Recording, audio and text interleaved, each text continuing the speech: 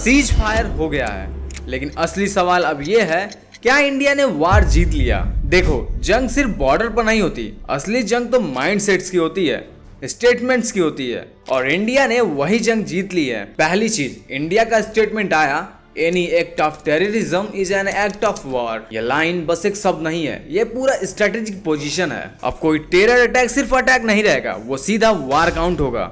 मतलब अब India proof लेकर दुनिया के सामने सफाई नहीं देगा, अब सीधा जवाब देगा। अब बात आती है उस जवाब की जिसकी भनक भी पाकिस्तान को पड़ चुकी है। IMF से पाकिस्तान को लोन मिला, लेकिन वो लोन नहीं, एक डूबती नैया है। आज पाकिस्तान पर कर्ज चढ़ चुका है। इंडिया ने अपनी डिप्लोमेसी से उस देश को वहां पहुंचा दिया जहां वो सिर्फ झुककर मांग सकता है। लेकिन दुनिया को ये दिखाना था कि कौन लीड कर रहा है, कौन डिसाइड कर रहा है, और इसलिए ट्रंप ने सीज फायर की अनाउंसमेंट की। क्यों?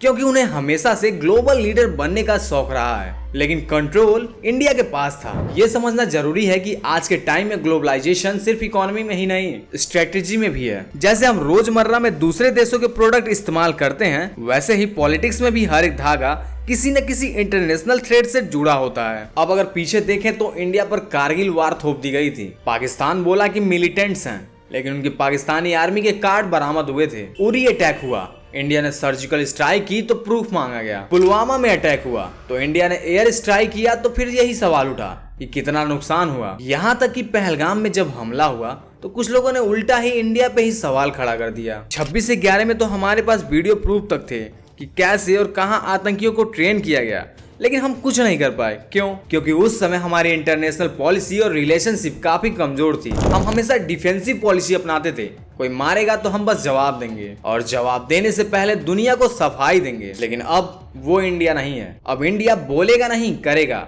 अब इंडिया हर बार जवाब नहीं देगा, अब सीधा जवाब देगा, और ऐसा जवाब देगा कि उन्हें हमेशा याद रहेगा। अब जो भी हमला होगा उसे सिर्फ आतंकी हमला नहीं बल्कि वार माना जाएगा, और इसी लेवल का रिएक्शन आएगा। यही फर्क है इंडिया के पुराने और नए रुख में। अब बात आती है न्यूक्लियर पॉलिसी की। इंडिया हमेशा से कहता आया है कि हम पहले परमाणु हथियार का इस्तेमाल नहीं करेंगे। ये है मिनिमम डिटरेंस पॉलिसी, यानी कि हम सिर्फ बचाव के लिए हथियार रखते हैं, हमला करने के लिए नहीं। जैसे कि किसी ने अपने घर में एक अलार्म सिस्टम लगा रखा हो, वो तब तक नहीं एक्टिवेट होगा जब तक घर में कोई घुसेगा नहीं, लेकिन अगर कोई घुसेगा तो वो सिस्टम पूरे घर को जगा कर जवाब देगा। अब अगर आतंकवादी घुसे तो वहां पर कोई रूल नहीं, वहां नो मिनिमम डिटरेंस लागू होगा। मतलब कि टेररिज्म के लिए कोई शांति नहीं, कोई माफी नहीं, अब सिर्फ जवाब दिया जाएगा। और जब इंडिया का डिफेंस बजट $70 बिलियन हो और वहीं पाकिस्तान का बस $10 बिलियन, तो भाई फर्क आप समझ सकते हो। फर्क ये नहीं है कि इंडिया जीत सकता है, फर्क ये है कि इंडिया रुकने वाला नहीं है। तो जवाब साफ है,